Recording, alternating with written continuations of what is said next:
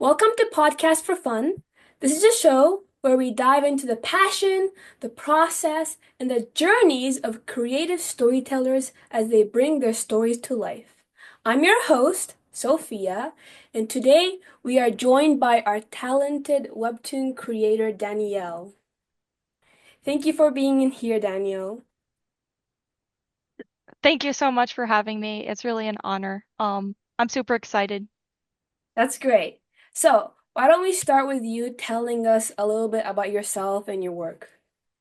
So, my name is Danielle. I'm like relatively new to the comic scene.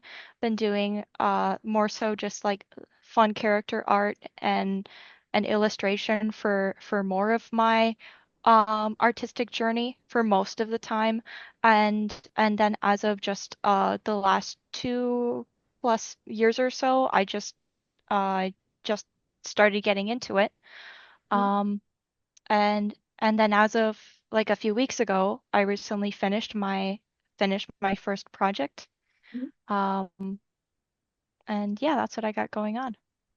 Can you tell us a little bit more about your first project? So this this project, it's like a historical fantasy story where the world kind of resembles not exactly like Victorian England, but kind of set in the past, but in a fantasy setting. And this man, he works for the government, and he's slowly kind of realizing that everything is just a little corrupt, and he comes to like a morality problem. What is the morality problem? The morality problem for him is that um, the job he's doing, he's like a secret police officer, but he Hmm. goes out and he's doing his own investigations on the criminals that he's reporting, making sure they're actually criminals. But the thing is that he has to meet a certain quota of reports, and this quota, it's it's so intense that with him going out of his way to do the investigations, he's he's not he's not really performing well. But he learns that there's a bit of a corruption in the system, and so he has to choose between his morality and what's right for his family, what's right for his job and his reputation, his country. Yeah. So how did you come up with this story? Well, I'm kind of a history nerd. I really like reading about like dictatorships and the Soviet Union.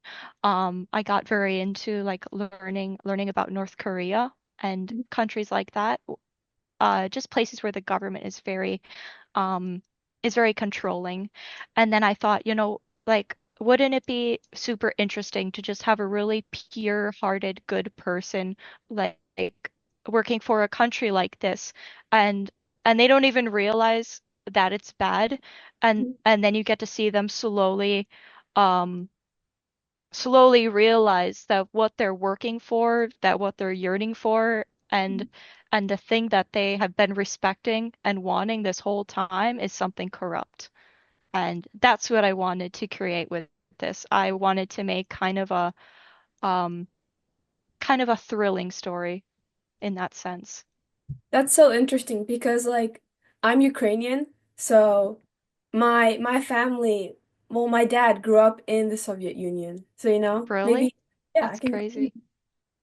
So, is the whole story like placed in like a communism or socialist setting? So the actual governmental structure of it's not its own country. It's actually a colony that's owned by an empire, and the guy who's appointed to to run the colony, he just Mhm. gets his say in how in how everything is. So yes, there is no democracy. It is run in like kind of this authoritarian way, but I it's see. not still its own country. But it is authoritarianism. I see. I see. That's so interesting. Is it more would you say it's more similar to like Soviet Union, Russia, or North Korea? Um, I feel like Less North Korea. weapons. I think that there's a big difference between in those comparisons because those countries have a lot of weapons and they have a lot of initiative to do like whatever they want at any given moment. Yeah. The world or specifically the island where the story takes place, they don't have much military power like that. However, the government is very similar. In fact, I think it's um, that's where I got kind of the inspiration for how that system works is from looking at those countries. I did a read So a yes, little. I think it is very similar. I did read a bit of your comic, and I noticed that sometimes you put like little history, facts, and Ah, that was yes, I cute. can't help it. I can't So help did it. you study history in like college, or what made you so like what piqued your interest?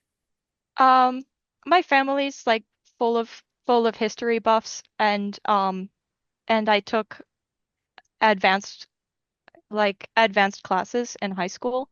So Mhm. I like have a background, but I'm no like expert diploma holder whatever about it.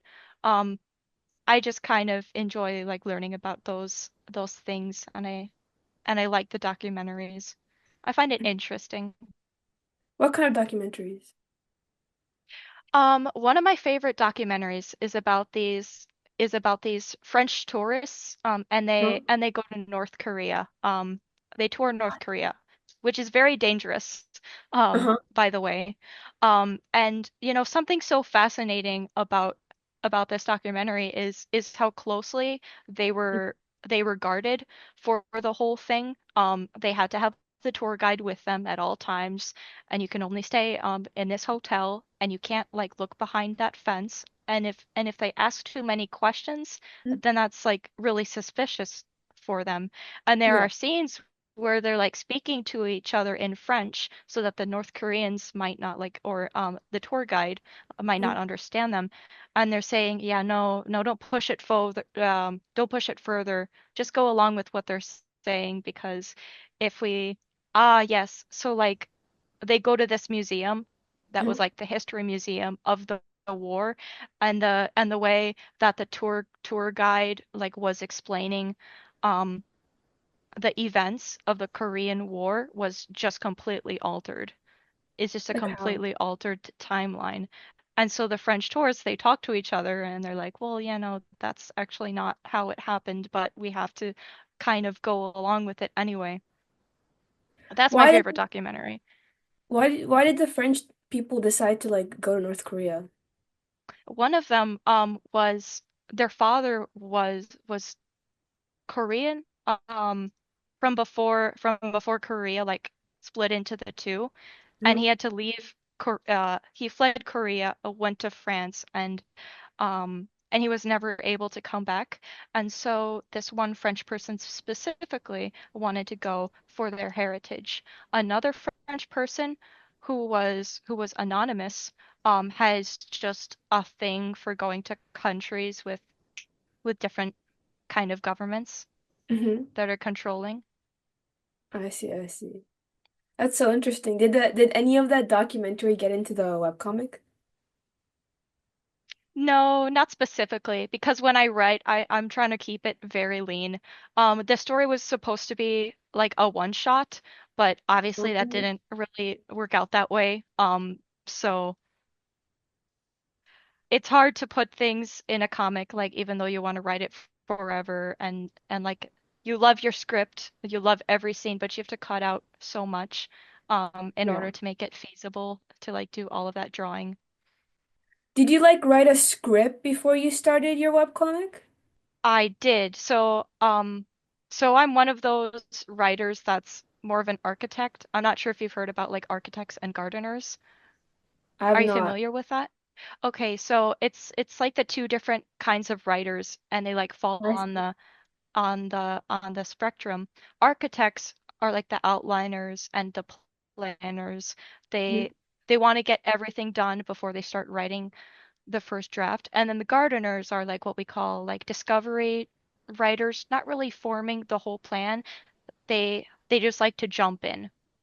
And I'm definitely more of like an outliner and a planner. So I actually had like the whole entire script down to the dialogue, even the storyboards down before I started sketching the first panel, even. Nice. It was very planned, all of it.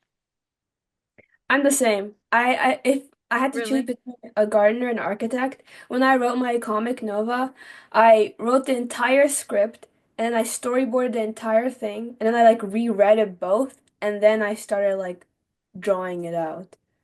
So it was like, a three-step process. Exactly. I find this process works out great for just having these huge explosive payoffs near the Hmm. end where the audience goes, "Ah, yeah, like remember chapter Yep. 16? Like they were Yep. planning so far ahead that you can do that." And I Hmm. love it. It feels like I'm stacking up dominoes and I'm like putting them down. Hmm. That's a good metaphor. Dominoes, Yeah, it's you're like, playing dominoes. yeah, you're like stacking them all, each like domino is like one chapter, and then when you finish the whole thing, you're like, and it's Yeah. like cool. That was my favorite part, like getting to those ending chapters and you're seeing like all of the things that you've been setting up for the whole comic and you're finally drawing out the payoffs for that. That was like my favorite. That was my favorite. What would you say was like the hardest part of creating a webtoon? Physically and emotionally, well, physically for first, the posture I worked on like on a tablet, just like an iPad, but more of like an Android. And Hmm. just the constant like position of doing this, I didn't realize it at the time, but Hmm. I think it gave me like neck pain. My God. Especially on the days where I was drawing for like 4+ hours. Um, so a little bit physically. Mhm. Um, and then just like emotionally, um, time management wise, I was waking up at 6 a.m. because I work like my 8 hour shift, and then so I wake up to try to get as much time as possible, like very early in the morning to work on my comic, Mhm. so that I could have maybe 3, 4 hours of work a day is reasonable. But that's hard because you don't really aren't living like a normal person. Like normal people, they go home, they watch TV, they chill out, they Mhm. just kind of relax and maybe take care of their kids. I was going home and just working on my comic, maybe eating, sleeping. It's just the grind. It's like a very, very grinding type thing, especially when it's a long comic, long script, weekly deadlines, stuff like that. But I respect you for that because like you have a full-time job and on top of that you're creating a comic. I played it very right because I had a lot of episodes saved up. And if there's anyone like watching that also wants to make a web comic, I would tell them to before they release it, have like seven or 8 episodes set up ahead of time in case you run out of time, then you're not rushing on your current episode. So so you have those in your vault. And then after that, I set my release date to bi-weekly just to be safe. Hmm. Um, and that allowed me to not be as crazy as I'm like explaining. I could have a little bit of a life. Like, I did take rest days and break days, and that probably helped me get through it because, and I know now that doing like a weekly comic Hmm. because when I was like starting to wrap it up, I got to the point where I was releasing episodes slower than I was actually making them. So then so then Hmm. my bank of episodes that I mentioned, they were like months old and I was like, "Oh, I have to start like getting these out." And then Yeah. so I switched my release date to being weekly instead of Yeah. bi-weekly. So now then I was like burning through my buffer as Mm. I'm reaching the end of my comic. But then I actually ran out of my buffer, and then Oof. I was actually like making the episodes Shonen Jump style. The episode doesn't exist the week before, and then it exists the week as. So, and that is unsustainable for me personally. Yeah. Um, definitely, definitely just planning things out just right and setting up break times for myself and buffers. I could not have finished it consistently without doing that. You know, I have a small second series, like a short comics for Nova, because a lot of people were asking me to like, oh, where can I read all these short comics in like one section? So I was like, oh, I should post it. And I decided to post two per week. That's a Per lot. week, that is crazy. Yeah. And I thought because I had like 30 short comics in like in my bank, so I was like, oh, I have 30, so I Hmm. can like, and also I make one every other day.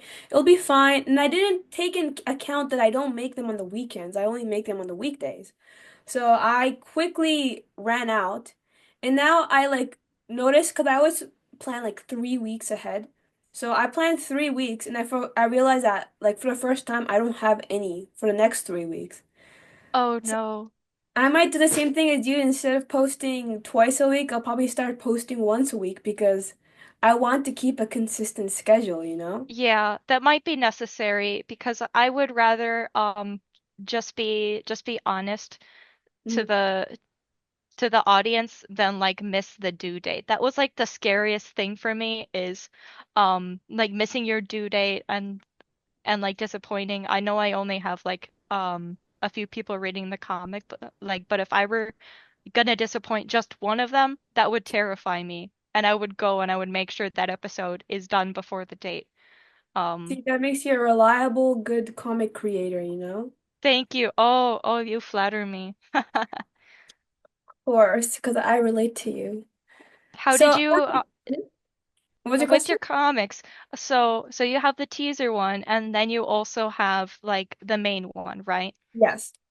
Were you doing them like both at the same time or Yeah, I um how was. did you how did you balance that? So, I have like two or three artists working with me.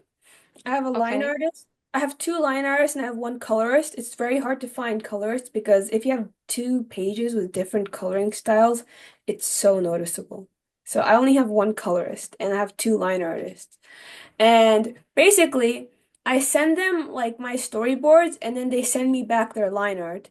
And I kind of like fix it and I send it to the colorist, right? Cool. Um, I like that. I have one artist working on short comics and I have one artist working on my main comic. And that's why I'm having like both at the same time.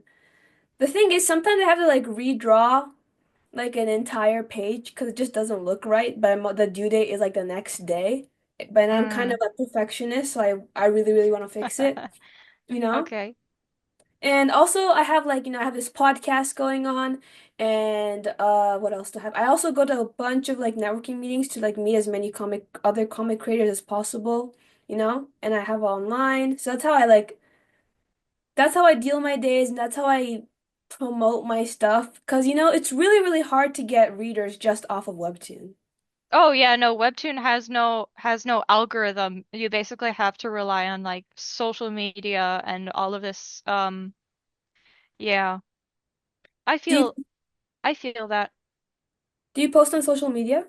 Yes, I do. I'm trying to get into YouTube right now. I feel like Instagram it like used to be really good in like 2018 and then now it's just kind of messed up and I find that YouTube is like the place now. It seems like it's the most reasonable. Um I don't really like the shorts economy. I find that shorts, reels, whatever you call them, you will like make them and Mhm. then like after a week they will just stop gaining views. They don't really have long-term traction the way that YouTube videos do. Yeah. So I really want to do that. I actually have been. I kind of learned how to do video editing through like short form content, and now Mhm. I'm trying to transition back in or into long form now. That's awesome. But What kind of it's like videos? difficult on top of everything else. What What was your kind of videos question? are, sorry. What kind of videos are you gonna make on YouTube? I want to do videos where it's like a top-down view of my hands or my screen, just Hmm. like drawing, because I do a lot of like figure drawing, character design work. I want to completely like document the process of when I'm like making my next comic. Hmm. Um, I want that I want that all out there. And as well, opinions just about writing and storytelling and like more on the like technical like writing part where you are designing interesting characters, um, act structure, writing dialogue, more scripty things. So it's gonna be like an art and writing channel. That's awesome. So it's like a behind the scenes, you know. That's really cool. Yeah, kind of behind the scenes. So, what is your main job, your full-time job, I'm Well, wondering. um, I just I just work in retail right now. I am a college student. What are you studying in college? I'm studying marketing right now. Ooh, that will help you with your webtoon, you know, I promoting. figured if I'm gonna go independent, I will want to learn how to leverage that skill. Do you have any goals with your storytelling? What do you mean? You mean like a physical goal, like an art business, or like a more abstract emotional goal? I'd say like a physical goal, like, you know, for example, I want to make a film someday. Mm. I would love to print out comic books and have a series, um, like a series of books that I can hold in Hmm. my hands. Um, I would love to make them in color, things like that. I would love to go to conventions and sell merchandise and like talk to people that have read my work. That's Hmm. my dream. That's awesome. I've met a lot of people like that when I go to comic conventions. You know, Hmm. like I think if you have any like conventions around you, Danielle, it would be like honestly a good experience to like go and like, you know, talk to the people there because they already have their that dream like come true. That's why they're there to like sell their work and stuff, right? And you would say that that's good for like networking? 100%, Very definitely. good. You can get Yeah, their will do. emails and they can like meet like connect you with like publishers. I met a couple like Wow. directors through that and like that's how like I got most of my people who are like I'm gonna interview on here.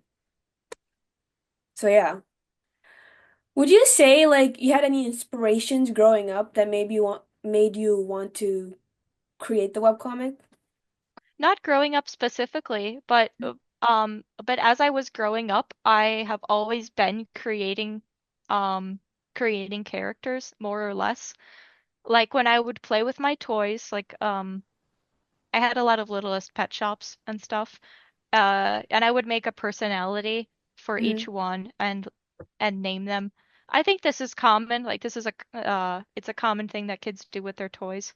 Yeah, yeah. And as I got older, I did start making like OCs.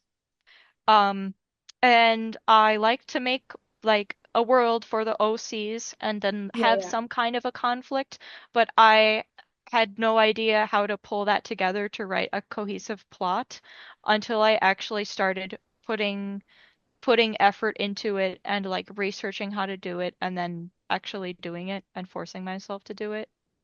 Of course. Um, then after that, after it clicked for me, I think that's what made me into a comic artist.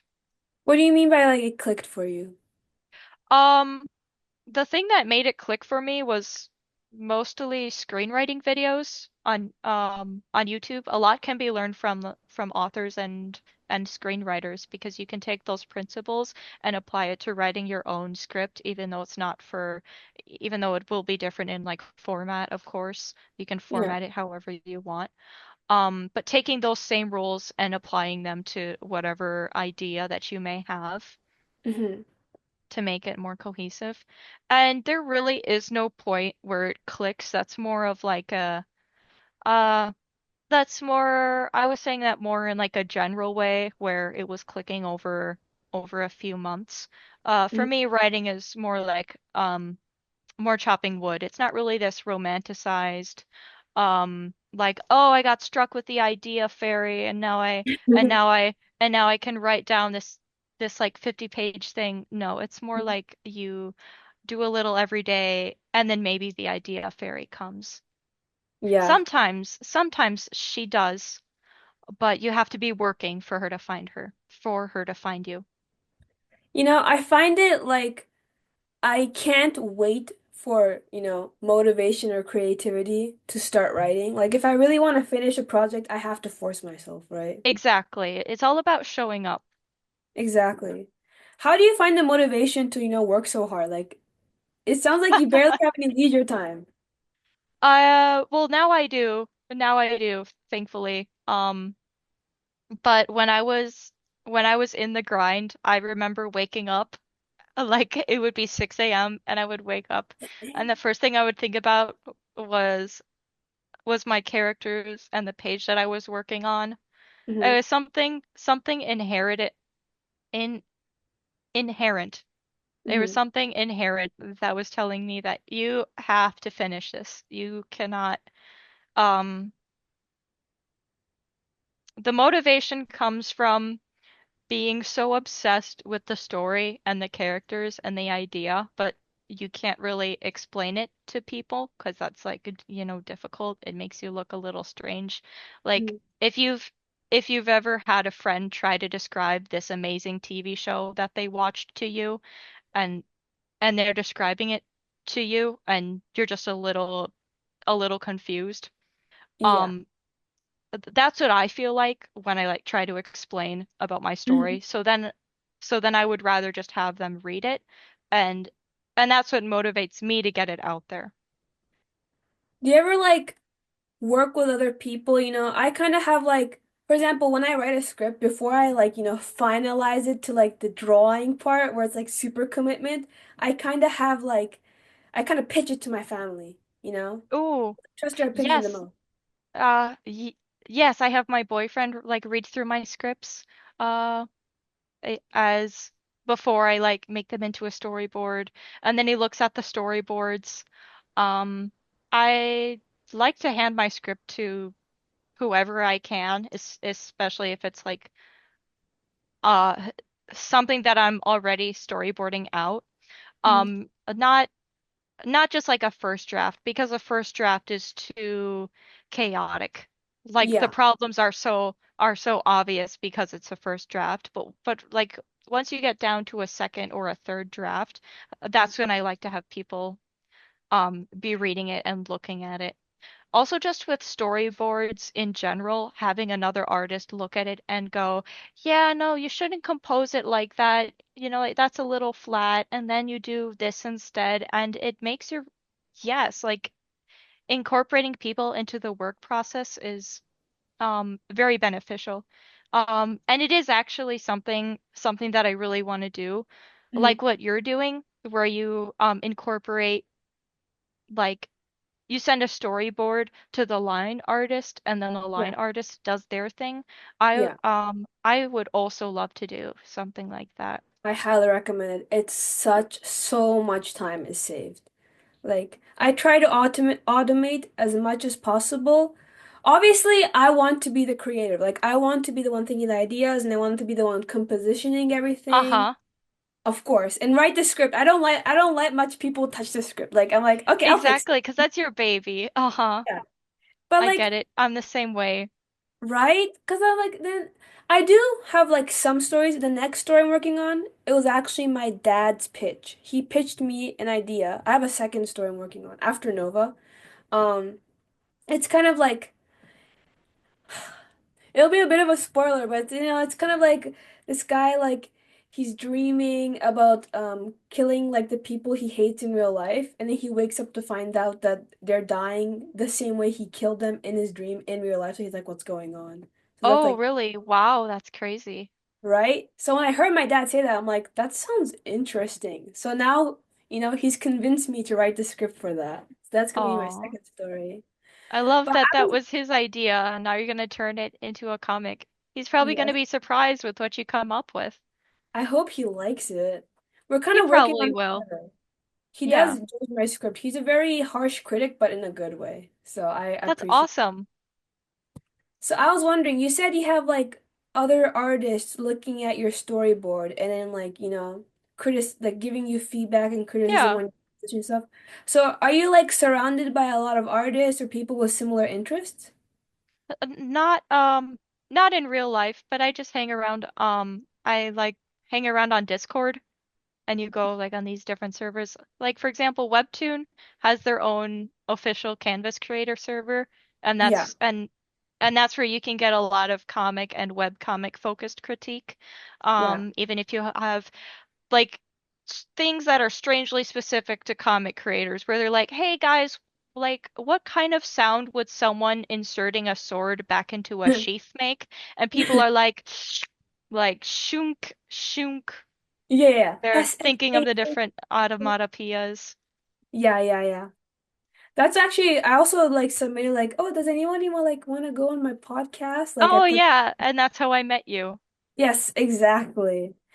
Surprisingly, I noticed a lot of people didn't want to show their face, which like to me Understandable. it's a surprise because I'd say if you want to get famous, you have to be a little shameless. You have to like shamelessly promote yourself, you know? Basically. Like I do notice like people who are like super shameless like around me because I go networking, right? They have the most like subscribers or like viewers or like the best like the most successful. And I look up to these people. So I'm like, oh, if these people are super shameless and they get that much views and they actually like make a lot of money, I don't make that much, but so I was like, I need to be like these people. So that's why, like I honestly never expected to be in front of the camera. I thought I'd be like behind drawing. But then my dad, he's like a really big supporter of mine. So he was like, oh, you should like talk to people because you're a really good conversationalist. So I'm like, I agree with you. So I guess I should start doing that. And that's why I'm here. So it actually sounds like you're turning. Oh no, my cat. Give me 1 second. Oh my God, your cat's so cute. I have a kitty. She's very pretty. Anyway, it sounds like you're turning more into like a figurehead than the actual artist. Like, like you're managing the podcast and all of these other people. You Mhm. you you are the creative mind behind the operation because you're the one like thinking of the ideas and the Yeah. scripts. But a lot of the technical work, correct me if I'm wrong, a lot of the technical work is like being done by the other people. Is that true? Yeah. Yes. I I like that do. model. Thank you. I find it the most useful because obviously, like, if you look at like the posters or like the banner drawings, those are all mine. Like, that's me from start to finish. I joined some like Webtoon like drawing event I saw because I was like, oh, Hmm. connections, good way to meet people. So I joined that and I 100% drew those too. Like I can draw.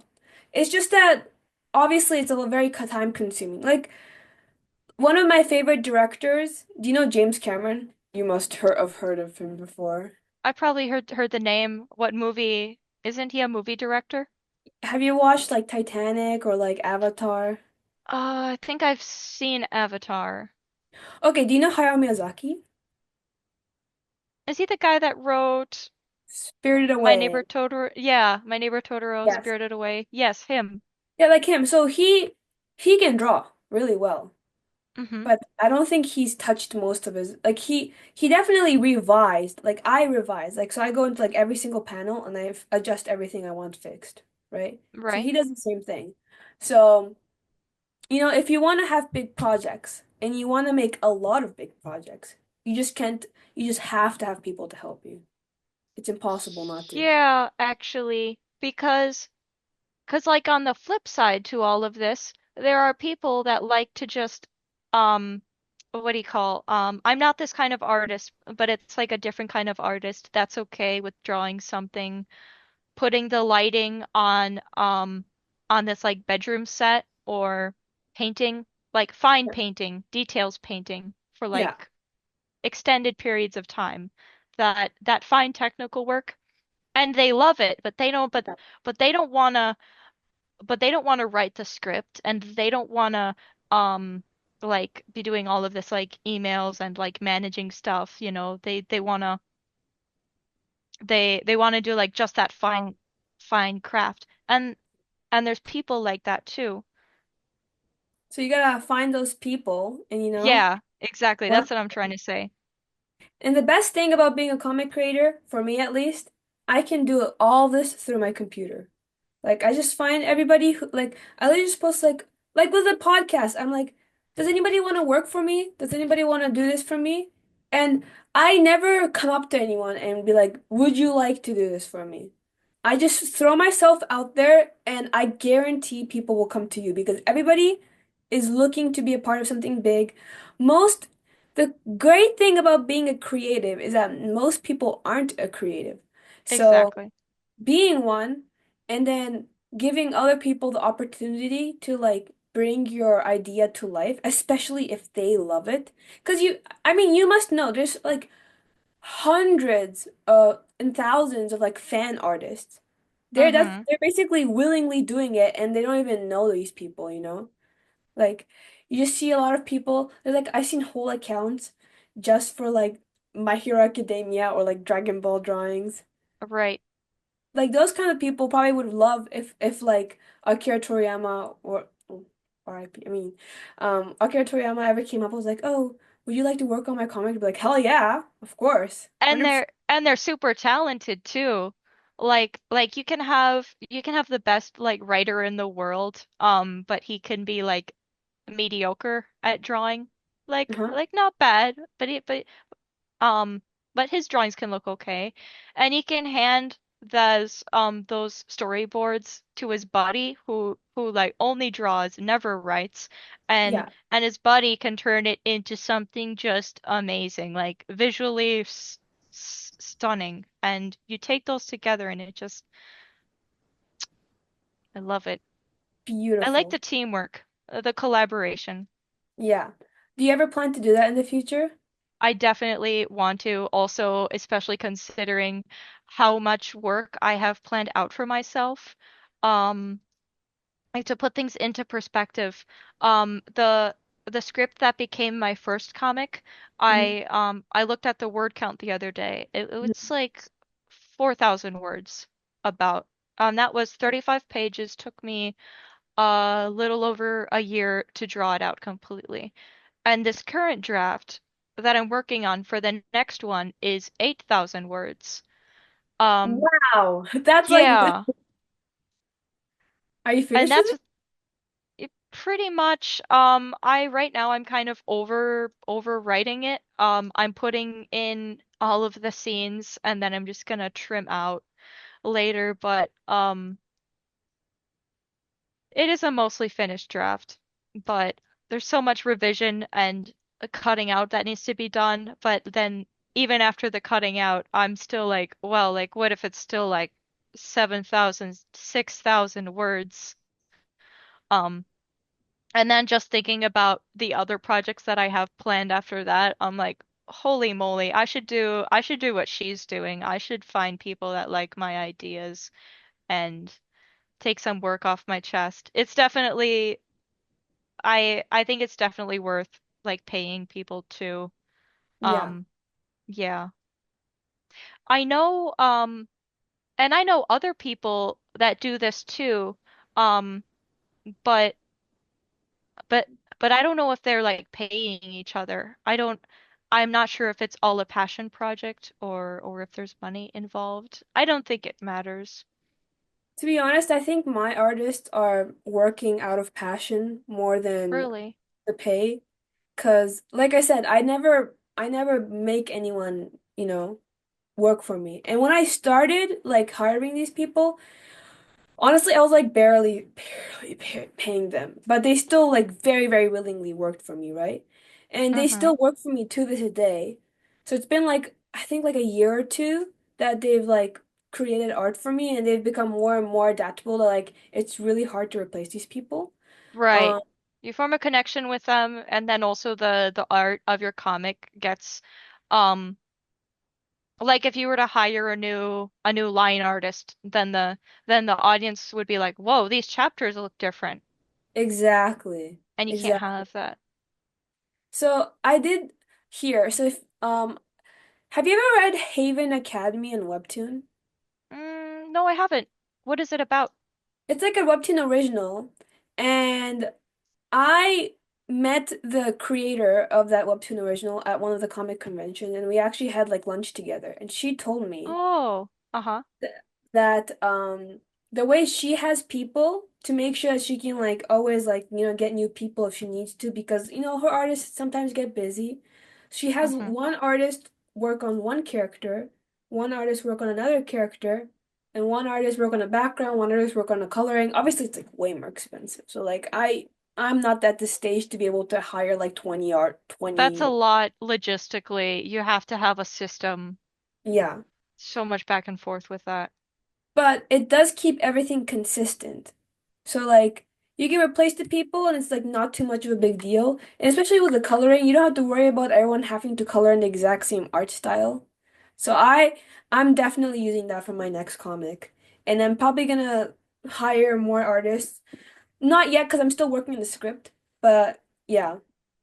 Well, So so they have one artist draw like character A, another artist draw character B, yeah. another artist for the backgrounds. Mm-hmm. Okay, okay. But yeah, wow, that is a lot of people to handle. Right. Well, if it works for her, I'm actually pretty interested to know how you can even manage that many people I and mean, like with the file management and cross-platform stuff. And then they're mhm. probably pulling out or what's the one they always use? Acon 3D models and stuff. I don't use models. I Really? take a You hand photo of draw myself. everything? Yeah, I take a photo of myself doing the poses, and sometimes I use myself as a reference, or like I send it to my Oh, artist. I like, I don't blur my face to be honest, 'cause I don't really like need to hide my face, but I just pose, and I'm like, can you draw this? And it's like me like pretending to take off a shoe. If you ever see an episode of Nova trying taking off her shoe, that's literally me. Like I uh-huh. literally took off a shoe, took a picture of myself, and I sent it to my artist, and I was like, you can trace me, just draw this pose, please. But yeah, That's a like very good idea. I should do that more for my next one. I noticed in your comic that you have some like awesome perspective shots. The one where she just got stabbed with the branch through her leg, and then mm, she's like walking through the city, and it's that like upward shot of like you see down and then the trail of blood behind her as she's walking. I love that shot. I love that thank you shot. so much. That was like one of the hardest shots for me to draw. Because every time I drew it, I was like, oh, this looks a little like wonky, like the feet The and the leg. buildings in the background, that was like an extreme 3-point perspective because like you could see even the tops of the buildings in the background and all Mhm. the people too. Kudos to you. That was a hard Thank you shot. so much. The funny thing is I actually drew that scene near the end. So I like the order of the me creating the comic was all over the place.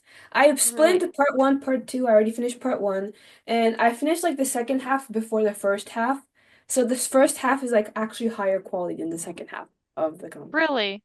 Yeah. So but it's on hiatus right now, but you're gonna release the second half? Yeah, no, it's not finished yet.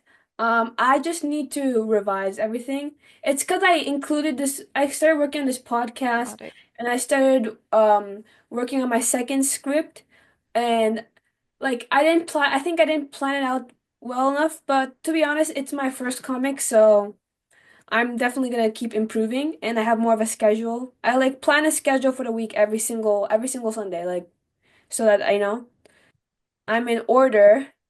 And sometimes, the hardest part is like when my family wants to do something or we go on a trip and I have to work like in between, like in the middle of the night, like a night owl while everyone's falling Yeah, asleep. like you're camping and you're in the tent with the tablet drawing on Yeah. the Did you do yeah. that? Because I literally did Mhm. that. Wait, you literally did that? That was I just a literally random example. No, I literally did that like this July. My mom was sleeping and then she just like woke up and she's like, "What are you doing?" And I'm like, "I need to revise this. I need to send it by the end of tomorrow." She's like, "Oh my God, like we're just trying to enjoy camping." And I'm like, I'm sorry." Like, Yeah, I have definitely been a bit of a bummer to other people because they said, "Hey, let's go out, like let's watch a movie." And I'm like, "I can't watch a movie. That's 2 whole hours that I could be spending working on my comic." exactly. And you live that way for so long that now that the comic is done, I Mhm. went through a phase where I'm like, I really don't know what to do with my time. This is hard. But But then by then I already have the other script, so then I just go work on the other script and make character designs. mhm. So I'm still working. Nothing changes basically. Would you ever like want to make like a film out of your comic? Oh, um yes, I wonder how that would adapt. Probably not live action. I love animation so much though. Me too. Do you think your comic would be a live action? I could see yours being a live action, but I'm not sure about mine because of the fantasy races. I would say like it would be cool to like, have you ever watched Alita? That was kind of like Alita? it was like a cyborg girl in a different, not really a cyborg, but it was like a, like sci-fi futuristic dystopian thing. And Uh-huh. you can kind of say it's kind of similar to Nova, but honestly, I didn't think about it when I was writing Nova. But I was gonna say like kind of like a mix of 3D and like real people would be Mm. cool. But to be honest, to me, my comic is like a very defined storyboard. So I actually started out being like, oh my God, I want to make a 2D animation like how like Spirit Away, My Neighbor Totoro. I want to make movies that look like that, but I don't actually like write fantasy. I write more sci-fi, dramatic. Right. So I was like, I want to make 2D animated movies, but make stories like the Terminator. And I was like, that's way too expensive and I don't have any experience. So Uh-huh. what's something below that I also love that I can start out with? And there was comics. So that's why I made Yeah. comics. So that's such a good idea. And that's why I like comics so much is because it is feasible for one person to do it Hmm. um all by themselves. More feasible um more feasible than a novel, in my opinion, Yeah. because you don't have to worry about the publisher, you don't have to worry about the word count. Hmm. Definitely more feasible than a film, more feasible than an animation because of what you said, and also you could be the best drawer but not know how to animate. It's like a different skill. Yeah. More feasible than yeah, honestly. And then to just have the power to then just go show people it and then they can hold it in their hands or like look at it on a screen and read the whole Yeah. story and understand it. Yeah. There's the power. And then and then Mhm. always you can always come back to it and use it for whatever else you want. Like you can print it as a book, you can reboot the whole thing, you can give it to your artist friend who's even better than you'll ever be and Yeah. Yeah. and have them draw it out again. There's so much opportunities. Hmm. And like honestly, uh I've spoke to a bunch of like animators and I've spoken to a lot of like, comic writers at the conventions and stuff. Yeah, mostly conventions. Honestly, my face is so recognizable that like half the people there always be like, "Oh my God, Sophia." I'm like, ah. That's good. That's good. But then it's great because then they vouch for me. And like I start to realize like, "Oh my God, these connections are working." Like I met a guy. Have you ever watched Invincible before? I have seen like snippets of a few episodes and wow, that is such a good superhero like um concept where the superhero is like bad. Like he was a bad guy, right? Yeah, yeah, yeah. It's a bit of a spoiler, but yeah, yeah. And I actually met the guy who pitched that story. And No, really? yes, and at first he was a little reluctant to talk to me, but then a couple people came and they were like, "Oh my God, Sophia is like a hardworking comic creator. She's very cool." And the guy was like, "Really?" And then Aw, I can't give the email because he literally told me not to give it to people, and he also told me not to like show his review. But he reviewed my fair. comic and he gave me his email, and I was like so honored. Wow, dude. That is amazing. I should really go to those So comic conventions too. honestly like the best thing that I've learned so far is that unfortunately, it's if you want to make money and be successful or for your on your creative stuff, because there's so many famous creative like stories and like movies you see that makes no sense. It's like literally so stupid, and you're like, what is happening? Like, how is Oh this fake? yeah. Yeah, like you see the newest blockbuster and you're like, how did this get through the writing process? Like a team of people worked on this and no one looked at this and said and That's called it dumb. out for being bad. Yeah. So honestly, the real truth that I've learned, the biggest truth, it doesn't matter how consistent you are with posting. At the end of the day, it is how many people see your stuff. And it's really hard but it's a mix because you have to do something you enjoy that you can do consistently and show everybody, right? So that's why comics are great for us because we both love storytelling. And it's great that like I create short comics and I go to conventions, and I honestly like every day I kind of like read books on how to talk to people because I find it so useful because these people will eventually be the ones who'll be vouching for me when I try Right. to like, meet up with a producer. I could be like, "Oh, the guy that pitched Invincible can, vouch for me." And that'll be such a huge thing to say, right? Exactly. Yeah, no, you're definitely going like you're going places. I can Thank you. see that you're going places. I appreciate that. I'm so flattered right now. I think well, honestly, like I respect your hard work and your grind as well. Because Thank you. there was a bunch of Webtoon people that were, signing on the forum, and I read their comics and it was okay. The thing is though, I felt more like yours had more of a consistent story, like you actually, put thought into it. I don't mean to be rude to It's the other because people. of There no, it's because of all of the planning. I had Yeah. the whole story planned out when I started it, so I was able to do that. And that's amazing. And that's what like, differentiates you with like a lot of people. Like I even have friends from high school who's posting Webtoon, but they get decent followers because their art's really good, right? But Hmm. then they stop posting because they're not consistent or they don't have an idea. Yeah. A lot of webtoons are just kind of dropped and they're not like picked up again. Mhm. And I think it's really sad because a lot of them the art is like really beautiful and or they have a killer like first three episodes and then it Yeah. just like fizzles out. Um it's sad, really. You know what you can also, I suggest, there's a lot of these like I also joined these two. That's also what makes my process all slow because I tried to go at anything that like comes in front of me.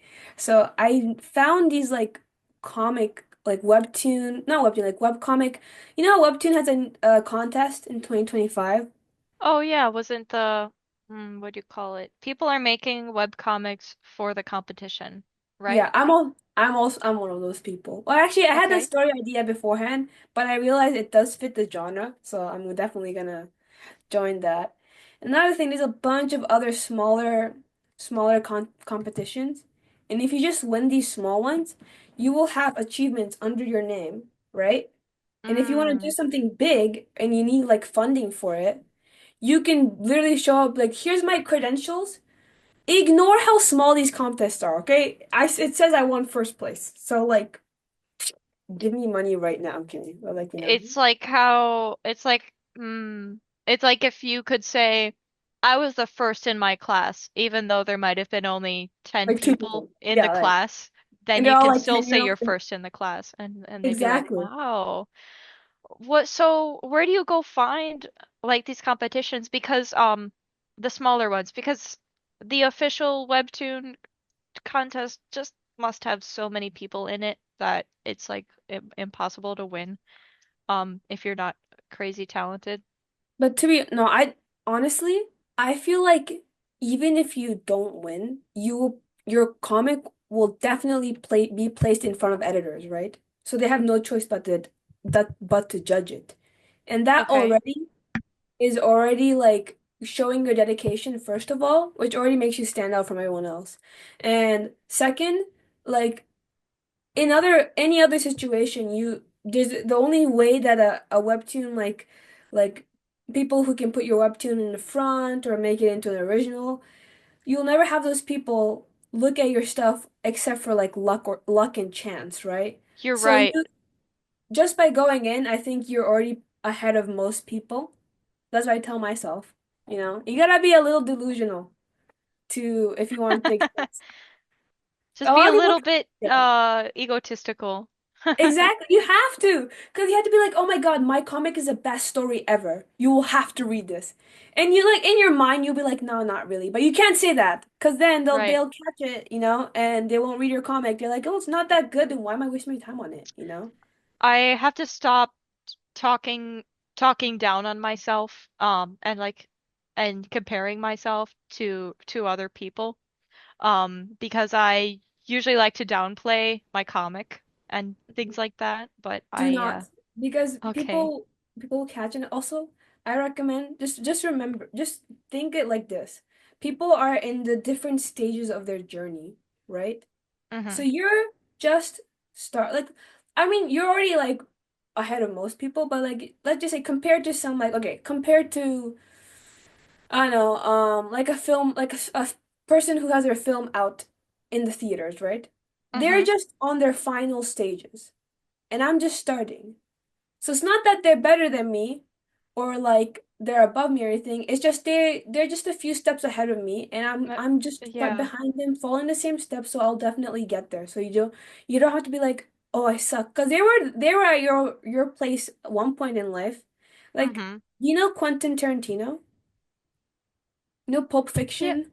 He's a little famous, yeah. Yeah. He's a little famous. So I watched a podcast of him saying like, oh, until he was like in his like mid-20s or I think like almost 30, he was working in a video game, like a tape store, and he was not doing A anything. videotape store? Yeah, he Wow, just, that's crazy. I know. Um, Kim Jung-gi, I hope I'm pronouncing his name, but he's the guy that is super good like with perspective and are you familiar with him? I've never He heard of it. only what's that? I haven't heard of him, so you have to like explain a little bit. Oh, so he's this guy and he can draw like perfect perspective like Hmm. with just an ink brush and he can draw these huge expansive scenes with on a Hmm. 3-point perspective with multiple characters and machines all from his head. He's one of the only artists that could draw like that from their imagination. And he only started really taking off and getting credit like in his 30s. Exactly. Um, so yeah. Yeah, you have to keep remembering that. But it is funny because mm, it's like it's like I improved so much in my comic like in terms of the art. I'm just like talking about the art. Once I got to the last episode, I looked at the first episode and I'm like, now I don't want people to read this. I don't like uh But you're gonna improve inevitably, so you yeah, can't I not definitely go will back. go back, but I'm waiting until it's not like I'm gonna let it sit for a while so that I can improve like 3 times over, and then I'll go back and I will redraw those panels, and it'll I be mean, fine. I don't think you have to. I see a lot of people doing that, but to be honest, I think you should just like move on to the next story that you're Yeah, passionate about, because you're I gonna think inevitably keep improving, right? If that's the case, exactly. then like big creators and big producers would never be able to like move past their old stories because they'll keep wanting to improve it.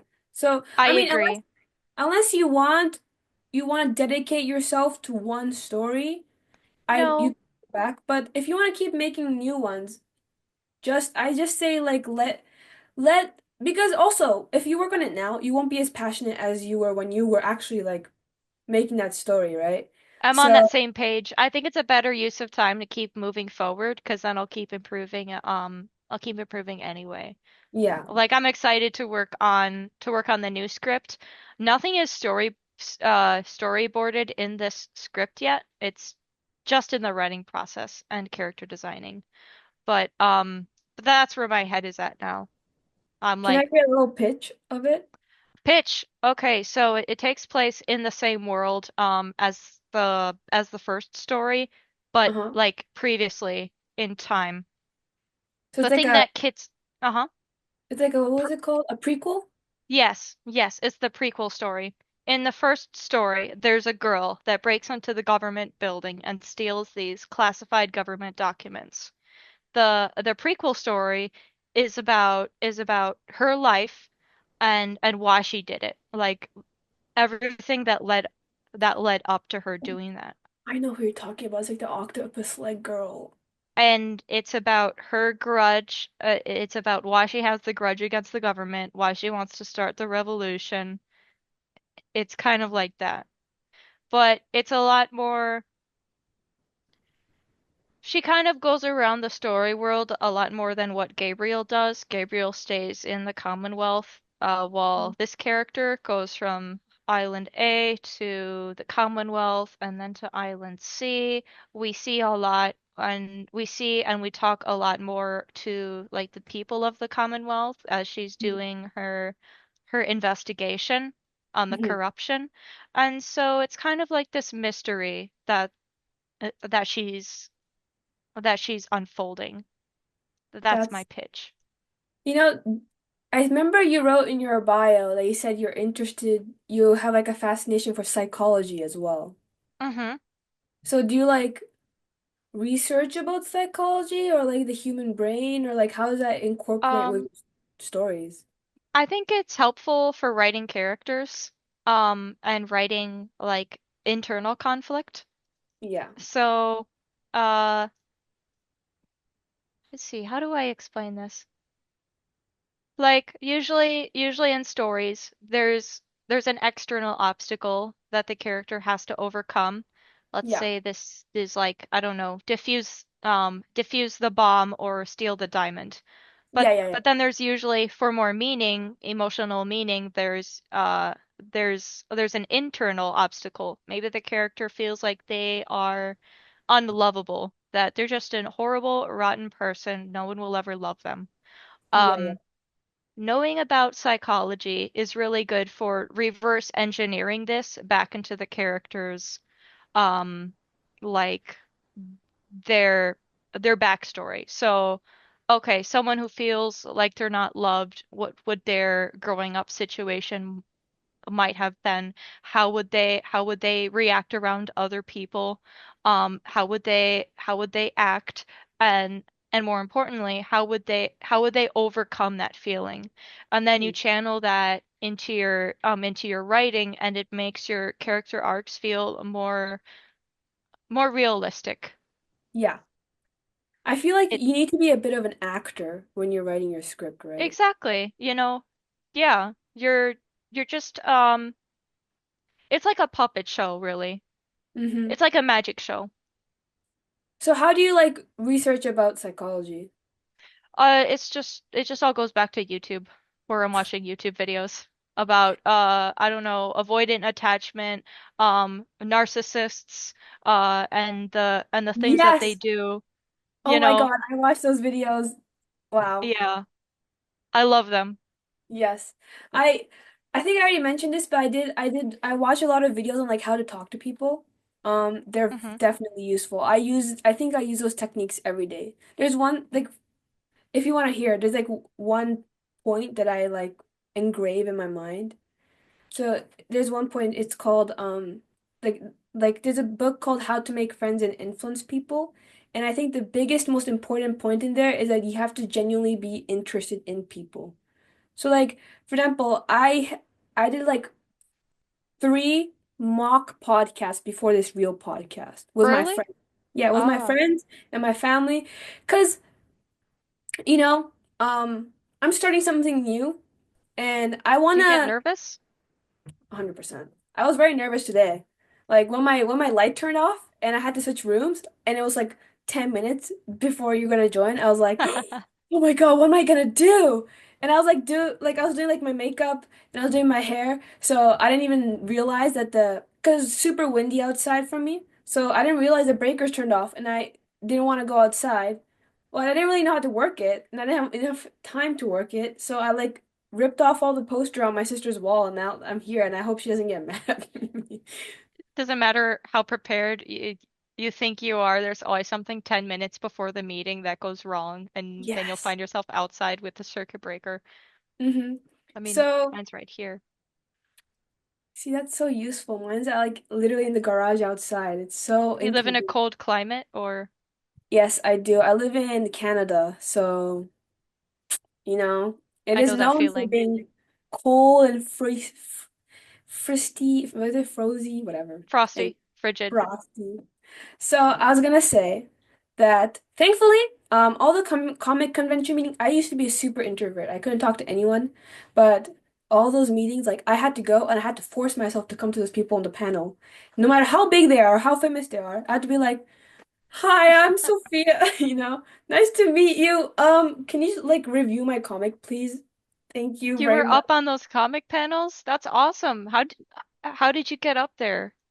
I didn't go on the panel. I literally just like walked up like while there's like no like presentation or anything, and those people were sitting there, right? So I come up to them and I just be like, so like how did you start your career? You Oh, know? that must have been so scary. But after you do it like 100 times, the feeling of nervousness dies. Also, the thing is you do get rejected sometimes, like sometimes you don't want to talk about it to you, and it happens, but honestly, the more you get rejected, the more you don't get nervous about being I rejected. see. Because you realize after that happens, because that's your biggest fear. Oh my God, what if they don't want to talk to me? It happens, you're like, wow, literally, there's no consequence from it. Like nothing bad happened. You're like, well, I didn't die, so Exactly. I didn't So, die.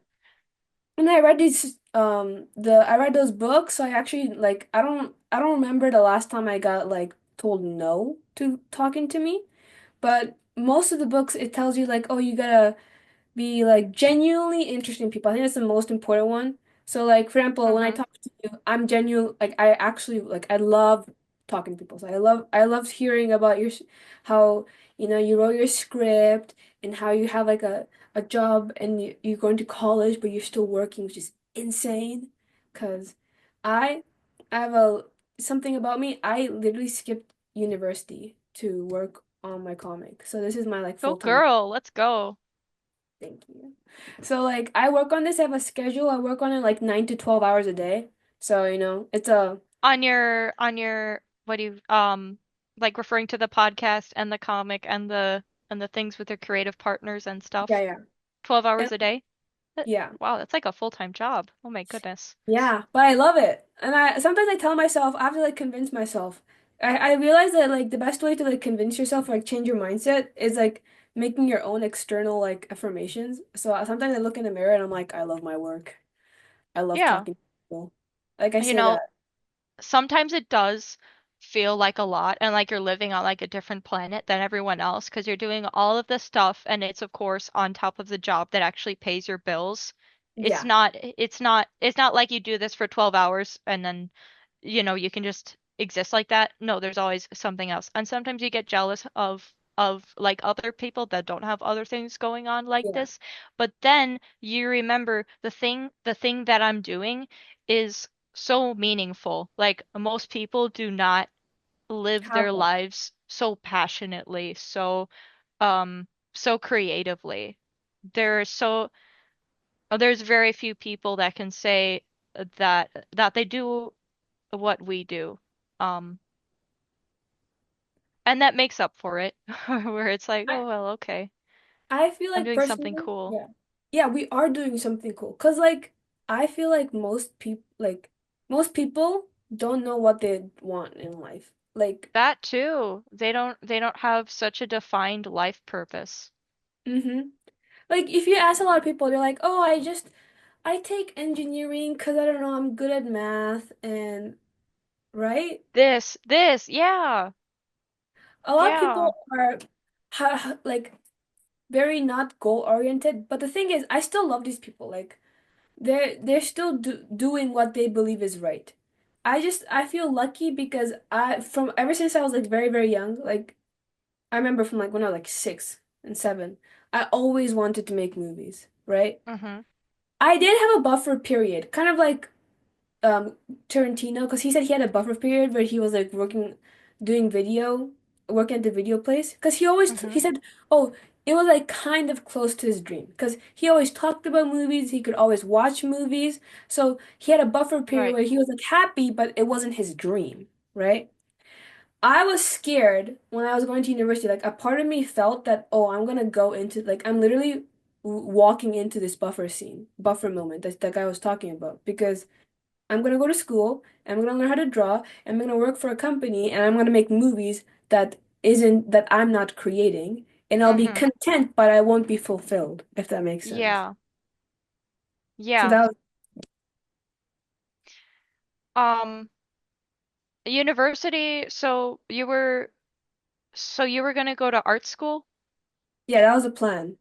And I took like these university courses when I was in high school, and like they were like so, and I passed them. So just the fact that I took university courses in high school was already gonna let me That's good. had opened a lot of like schools for me. And like there was a couple that I wanted to go to and I went to the campuses, but every person I talked to, I got more and more scared because they didn't have the they spent their entire life getting this job that I didn't even want. Like they're like, "Oh, Oh, I'm a supervisor for animated for like this group of animated people in Disney." I'm like, "I don't want to be a supervisor. I want to be the director." And you're like in your uh-huh. mid 50s. Like he's like, "Yeah, I Y- spent my whole life doing this." Yeah, you know what's crazy is that these directors don't even always have like art degrees. They'll just have a degree in like, I don't know, management or marketing, Hmm. but they just know how to talk to people. They know how to relay ideas from the guy in charge of the movie to the artist. Like if you're an art director, you need to translate business speak over to art speak. Yes, yes. That's its own skill besides drawing. I would go to a lot of like networking meetings, and I do have a lot of people hustling me. It makes it, What and do you mean they're hustling you? like I thought I made a cool friend, and I'm like, "Oh, thank you so much for hanging out with me." And then they're like, "No worries. Do you want to talk about taxes over a Zoom meeting?" I'm like, "I do not want to talk about my taxes over a Zoom meeting. No, thank you." Where did that come from? 'Cause it's a lot of like business people, right? Also, Uh-huh. they make me feel this is a good way of inferior. I joined a group. Some guy came up to me and he was like, "Oh, I love your energy, Sophia. You should join this ambitious group people thing." And I'm like, "Cool." And I joined it, and there's some girl who's like, "Yeah, I have a six-figure business and I har graduated from Harvard." I'm like, "What the heck?" I don't. Okay. That's What was crazy. this like a comic group or what? It wasn't really a comic group. It was like a business people. But I wanted to meet like I'd say people who would inspire me, if that makes any sense. Like more like art entrepreneurs rather than just an entrepreneur? Yeah. But I do want to meet some art entrepreneurs. They're just very hard to meet because, like, I think they work like me, like from home, Mm-hmm. right? And it's hard to find people outside if they spend 90% of their time at home. We're all like introverted hermits and we're Yeah. looking for the Oh, it's so We're nice looking that for each other. yeah, What were you I gonna can say? feel that. But it makes sense that we met on Discord then, is that's where Yeah, those people like that hang out. That's exactly. funny. So, we're both like artist It all entrepreneurs. adds up. Because I just saw a video be like, you are the six people you spend the most time with, and I 100% agree with that. You are the six people? You The spend the six? most time. Yeah, well, I am the person that I spend the most time with. Exactly.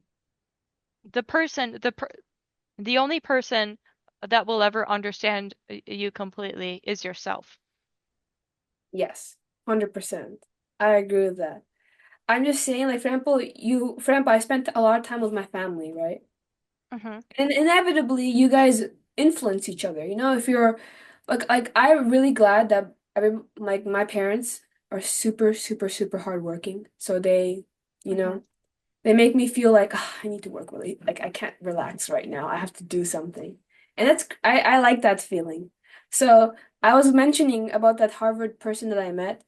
Um, that she makes me feel like that. And I guess I just wanted to meet more people like that. That's why I went to those like networking meetings. And I got exactly what I asked for. It's just, it's a little intimidating because you start having this like imposter syndrome when you go there. Mm-hmm. If you've ever experienced that before. I have never experienced that before. What is it like? It's like you feel like a little like, oh, these people are above me. But you shouldn't feel like that. You have to be like these people are ahead of me and I'm just like, going walking their path. Especially in like the comic conventions when you're like talking to like these like amazing people. You're like, no, I have to Uh-huh. have you feel like, oh, I need to have more work to show to be able to talk to them. Yeah, I'm like you like, don't deserve to be there. Yeah. I yeah, have never been in that situation before, but it's definitely gonna come for me.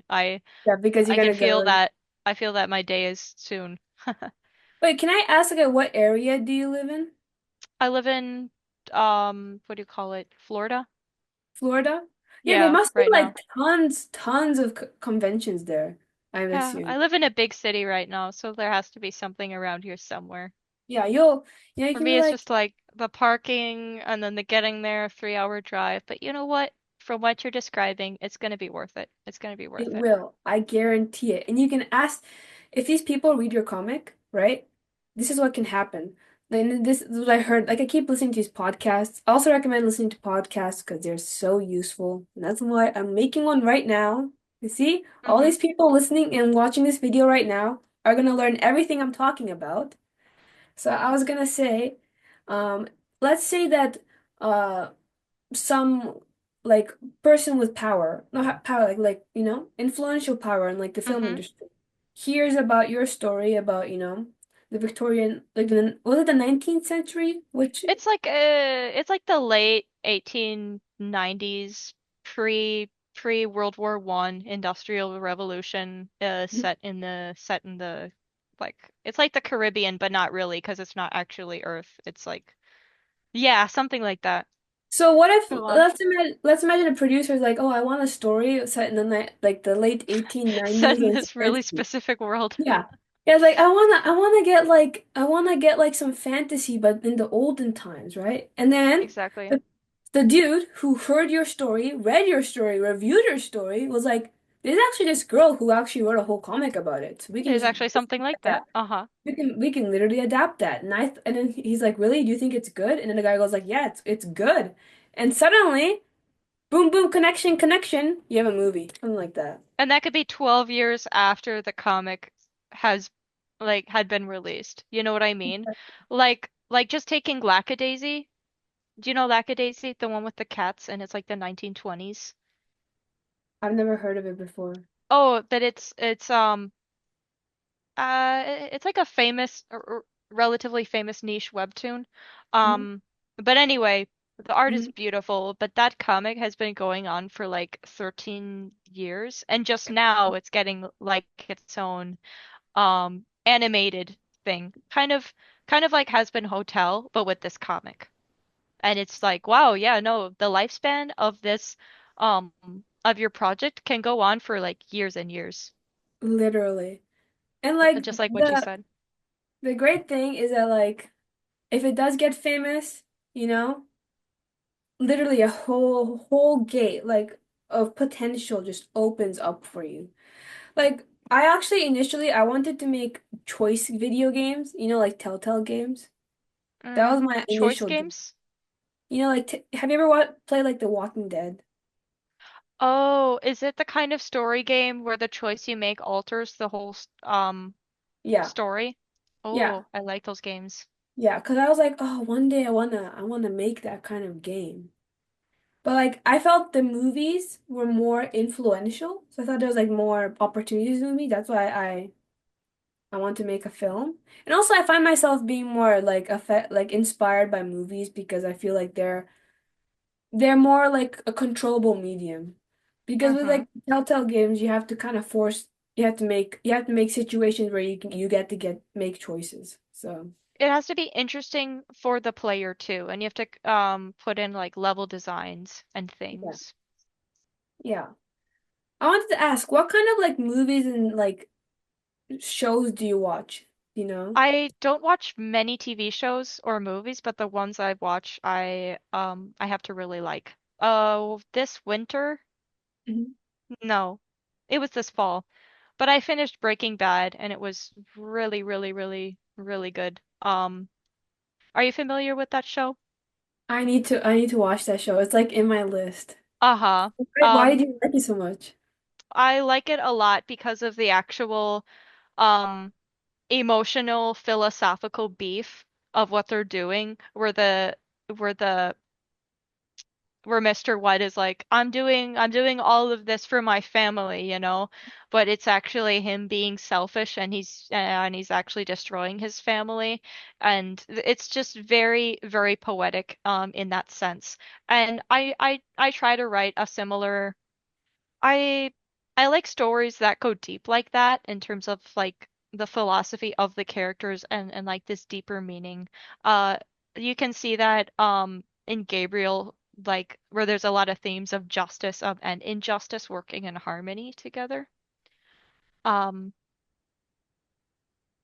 and then there's a movie that comes to mind where these people they try to kill Hitler. It's like Hitler's own men are forming a plan to Mhm. betray him, and you get to see all of the plan and how it works out and how it eventually fails, and it's all based on a true story. Wait, is that a film? What's it called? Yes, it's a film. It's called Operation Valkyrie. It's one of my favorite movies. Oh my God, I need to write that down. It is it's got I think it's Tom Hanks, but it's a good movie if you like something almost like a heist movie. It gives like Mhm. heist movie vibes because there's like them and like a whole team of people in the SS like working against the other SS officers and like infiltrating secret meetings and trying to plant bombs and very cool movie. Yeah, I find myself also really, really enjoying philosophical and like my number one genre. I don't even know if I can call it genre, but I really like movies and like shows with ethical dilemmas. That is there's a screenwriting YouTuber that I watch and take his writings teachings into my writing, and he calls that the philosophical conflict. There's a dilemma at the core of the story where one person thinks this way and then the other person thinks the other way. And since the story is like a metaphor for life, more or less, about how Yeah. life should be lived, the story actually the beef of it comes from these two characters having fundamentally different approaches for how they deal with this problem. That's what Would you makes say, yeah. them meaningful. Would you say you have that in your story? Yeah, I actually have it like written down. Like if you look at the um like when I printed out my draft and I was working through it like with the pencil, I remember writing down the philosophical conflict of the main character and his brother Mhm. out on paper. Oh wow. I remember the Yeah. brother was like more like, oh, we need to work for the country, and then the Gabriel was like, oh, I need to like work, make sure these criminals are like going to jail and properly for the right reasons and not like Yeah. getting accused and stuff. And I thought it was Yeah. so interesting, and it kind of reminded me of me and my sister because we have conflicting views on life as well, kind of. Because she's more of like a go with the flow kind of person, and I'm more of like a oh, everything needs to have a purpose, like every move and hmm action where I spend my time has to be in to better my future, if that makes any sense. Yeah. That's another thing that you can write on because like both of those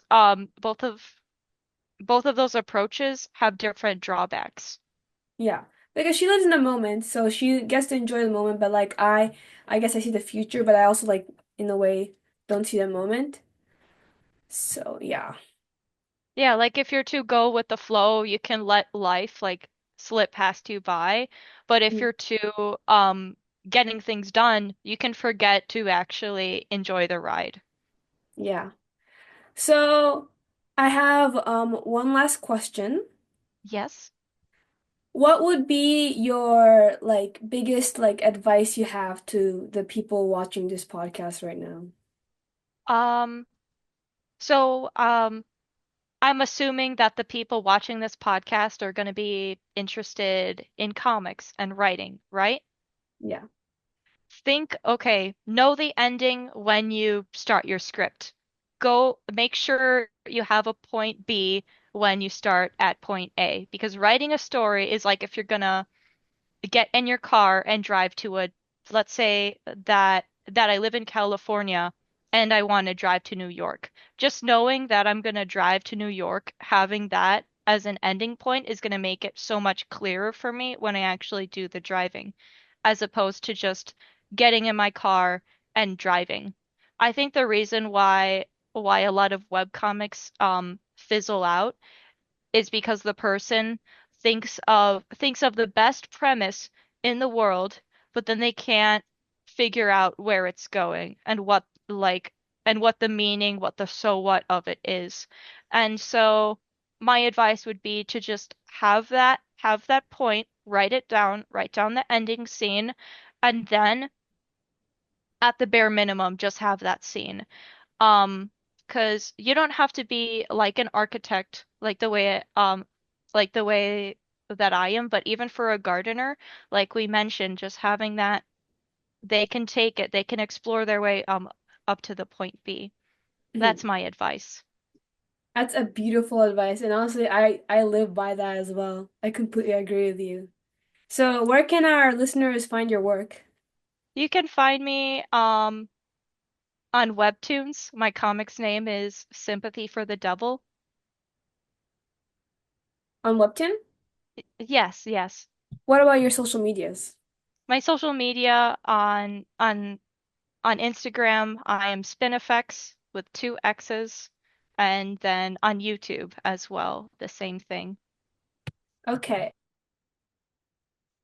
And thank you very much to our listeners for tuning in. If you enjoyed this video, please don't forget to like, subscribe, and share it with fellow storytelling enthusiasts. And if you have any questions or topics you'd like me to explore, please drop them in the comments or connect with me on any of my social media at Podcast for Fun. And until next time, keep creating, keep dreaming, and we'll see you on the next episode of Podcast for Fun.